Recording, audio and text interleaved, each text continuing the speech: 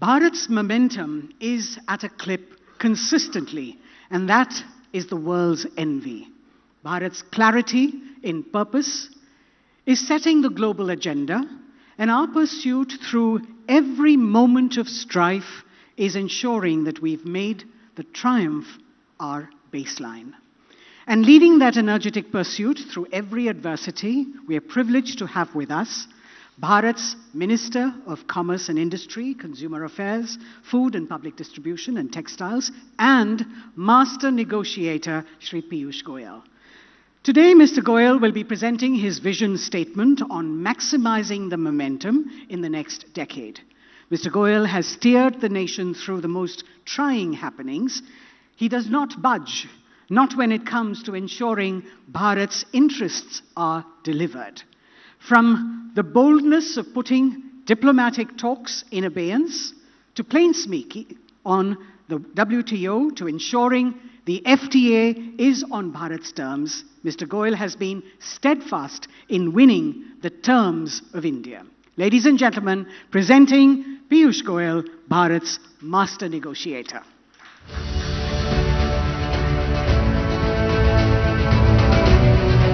Viksit Bharat and to make India a superpower. It's not going to be India's decade, it's going to be India's century. Tesla already last year bought $1 billion of components from, I think, all of you sitting here. I have the list of companies who supplied to Tesla. This year their target is nearly 1.7 or 1.9 billion dollars, what they mentioned.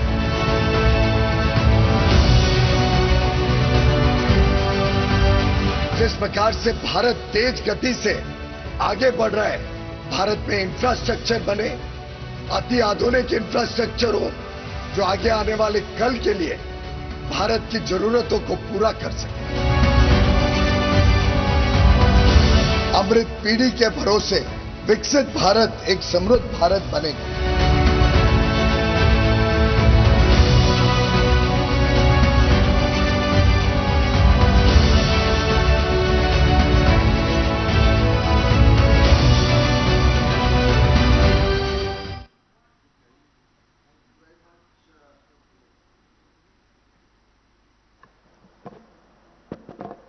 Thank you very much, Arnab,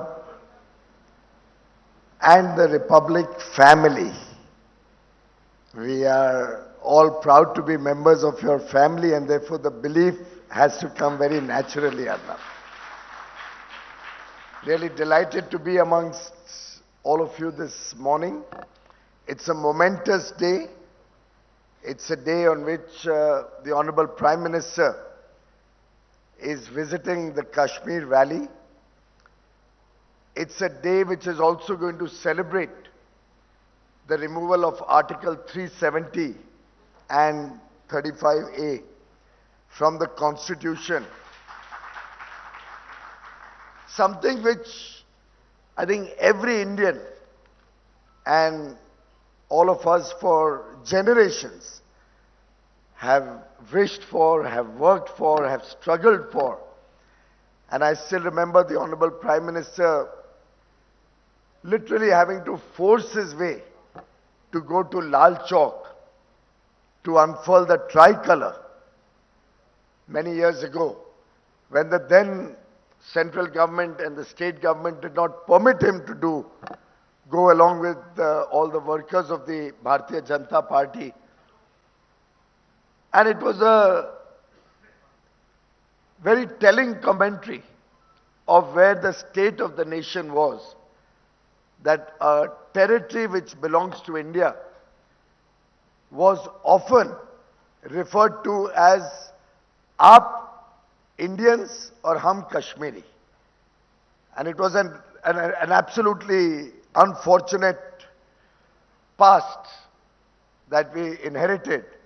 But I'm truly delighted that the Honorable Prime Minister and Honorable Home Minister, the two architects of this journey to fulfill the dreams of more than 1 billion Indians to get Kashmir fully integrated into India happened on the 5th and 6th of August 2019.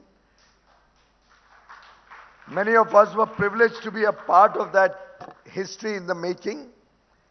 And what one sees today in Kashmir over the last 5 years is truly a phenomenal turnaround where every Kashmiri today feels blessed that as a part of India, as an integral part of India, Kashmir is growing, Kashmir is developing. Every Kashmiri has a bright future ahead of him, just as every Maharashtrian or Gujarati or Telugu. And that's the beauty of India, that's the beauty of the Republic of India. And that's just a small housekeeping issue. I think you could possibly add high ethics also when you describe the Republic in the evening to the Prime Minister. We always believed that you were right, and now the courts have also ruled that Republic was right and not responsible for all the false allegations that were made on the Republic channel, and particularly the harassment that Arnab had to go through personally. I think let's all stand up and give him a round of applause for standing up for what has always been right.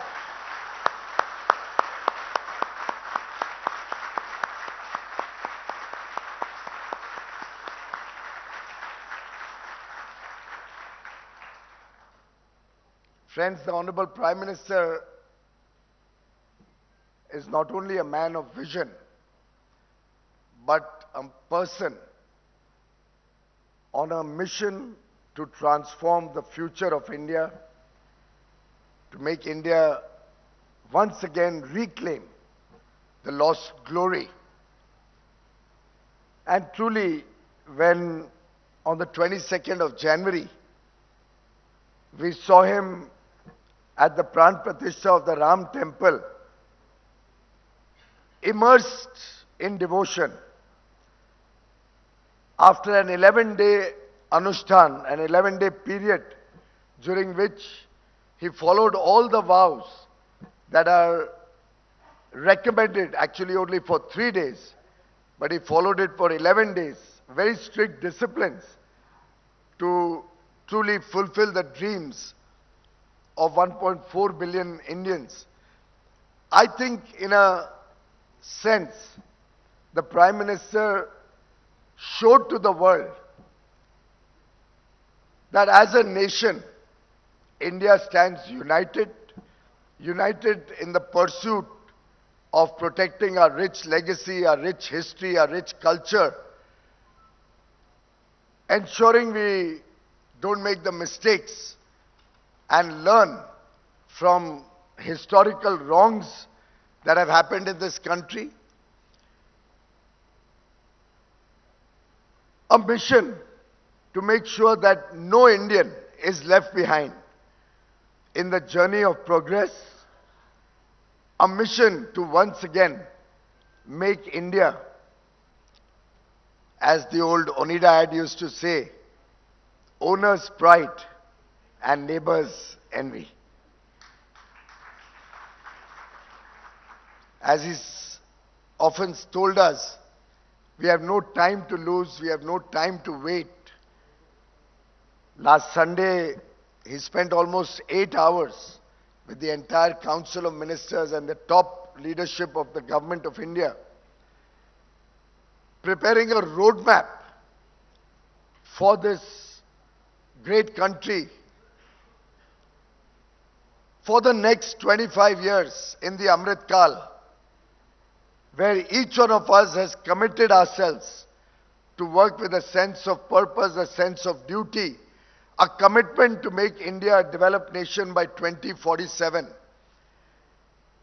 And I tell you, the plans that were prepared and in consultation with over 1.5 million people, with the inputs sourced and crowdsourced from across the country, looking at inclusivity and sustainability at the core of India's growth, ensuring that we find our rightful place in the Committee of Nations, working towards a $30 trillion economy, $30 trillion plus economy by 2047, but with well laid out path on how, what and who will do our contribution, will make our contributions towards the goal that we are all committed to. And friends, that is why the Prime Minister says, and I quote, "Today, Bharat is tirelessly working day and night towards a promising future." Sentiment echoing everywhere is India is the future. If today the world thinks India is ready to take a big leap, it has a powerful launch pad of 10 years behind it. And that is the 10-year story that during the course of the day, I'm sure different colleagues will also be sharing with you. Many of us are young, we have not experienced what we went through before 2014, but I can tell you I learnt my early lessons in television debates and television discussions with Arnab in the 2010 to 14 period. In many of his debates on television, when the nation wanted to know how we are going to come out of the distressful situation full of scandals, a weak economy, very low self-esteem of the nation and our people, very poor image of the country across the world, very little respect for an Indian passport, and to sum it up, a very low confidence about the future. And I remember at that time talking to Arnab, talking about how we would take the country in the post-2014 period under Prime Minister Modi's leadership to greater heights of development, how we would find the right pathway to make sure that the country progresses fast to meet the aspirations of a billion plus people. And I think the Prime Minister's focus on the three tracks. One, developing the strong macroeconomic fundamentals. Two, ensuring social welfare reaches the last man at the bottom of the pyramid. And three, ensuring that we have the enabling infrastructure. And infrastructure is not just about roads and railways, or even ports and airports, on each of which tremendous work has happened in the last 10 years. But infrastructure to engage with the world in terms of digital connectivity, infrastructure to ensure that our women, our sisters, daughters, get equal opportunity so that they can get out of the rigmarole of day-to-day living a very, very strenuous and difficult life to become part of the formal economy and contribute to the economy. Infrastructure to make sure that people are not looking to leave their homes only to go into the cities for a living.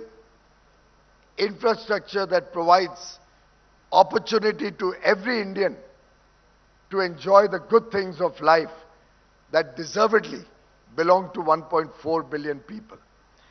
And this decade of transformation, this decade where merit has prevailed over sycophancy, has prevailed over family-run political establishments, this decade where we can truly see young India engaging with the whole world from a position of self-confidence, with a spirit of can-do, I think is prepared India, has prepared the strong foundation, has prepared the base on which India will be progressing, India will be building towards a 30+ trillion dollar economy. And a young India with the demographic dividend of an average age which is less than 30 years, expected to be less than 30 years for the next 30 years, adding $30 trillion to the economy in less than 30 years, we have an absolutely perfect storyline waiting for each one of us. A perfect situation where the stars are aligned. And as they say, when you want something with a great deal of commitment, when you are very, very sure about something that you desire, and you desire something from your heart, even the universe conspires to help you achieve that. And I think that's the time that we have before us in the country today.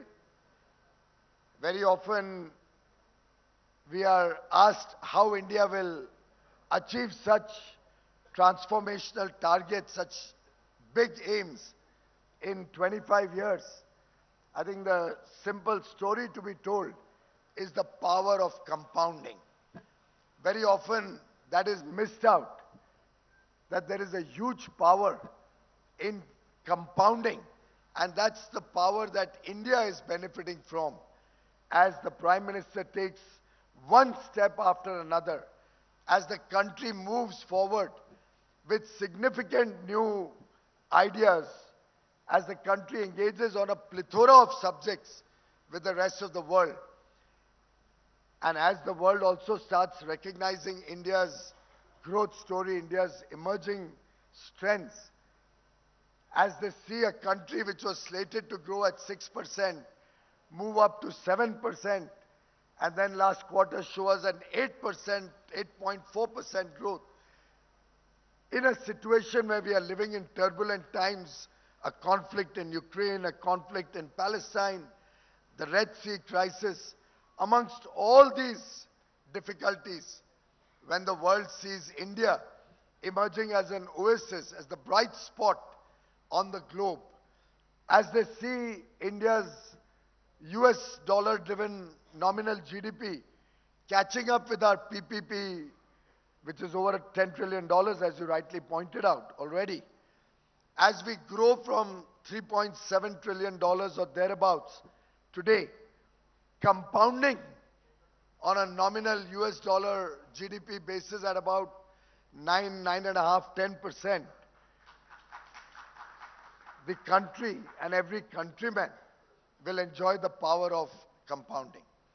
I can give you some data points about how the economy is growing rapidly, how the economy will become the third largest economy in the next 3 years, how we will probably cross a $10 trillion economy by 2030 and a $15 trillion economy by 2034, 10 years from now.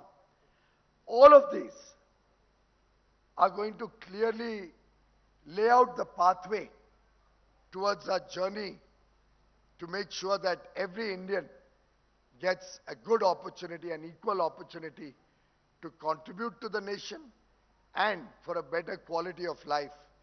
With all the basic needs taken care of, we are out of that old thinking where roti, kapda, makan, bijli, sadak, pani, shiksha, swast, those typical old age concerns are being taken care of, are largely being ensured for every Indian. And that is what encourages a young man or woman in the remotest part of India, connected through the net to whatever is happening in the rest of the world, the encouragement to think big, the encouragement to aspire for all the good things of life, the big aspirations, the big goals that every Indian is setting for himself are today the drivers of India's future. आज देश में दिशा भी सही है, देश की दशा भी सही हो रही है, देश की नीयत साफ है, देश की नीतियां स्पष्ट हैं और देश सही निर्णय ले रहे हैं। और ऐसी परिस्थिति में दुनिया की कोई ताकत अब भारत को आगे बढ़ने से रोक नहीं सकती। अब भारत चल पड़ा है, अब भारत रुकने वाला नहीं है। भारत के लोग बड़े बड़े लक्ष्य पाने के लिए तैयार हो गए हैं। अब भारत का जो ये परिवार है, और कई लोग तो कहते हैं कि मोदी जी का कोई परिवार नहीं है, मैं समझता हूं हम सब 140 करोड़ भारतवासी मोदी जी के परिवार हैं।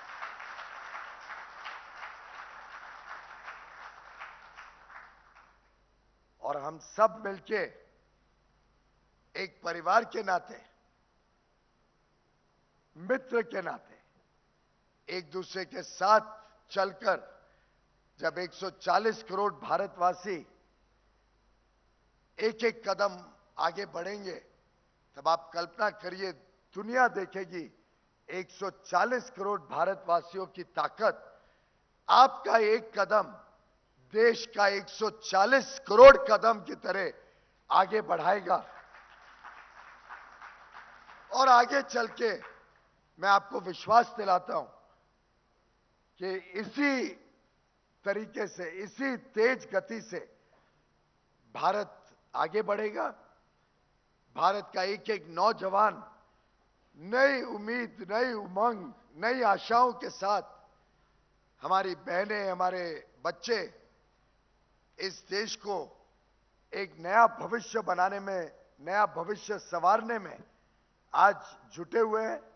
देश के कोने कोने में उत्साह की लहर है और मेरा पूरा विश्वास है, और अगर मैं कहूं तो मेरा विश्वास अटल है कि देश बहुत ऊंची छलांग लगाने के लिए तैयार है, नई ऊंचाइयों पे पहुंचने के लिए तैयार है। हम सब ने तय करना है कि हम उसके भागीदार बनेंगे या हम पीछे रह जाएंगे। और मैं समझता हूं देश का कोई नागरिक ऐसा नहीं है, कोई व्यक्ति नहीं है जो पीछे रहेगा। हम सब मिलके आगे बढ़ेंगे, हम सब मिलके अपने परिवार का, अपने देश का भविष्य उज्जवल बनाएंगे। आप सबको बहुत बहुत शुभकामनाएं। धन्यवाद।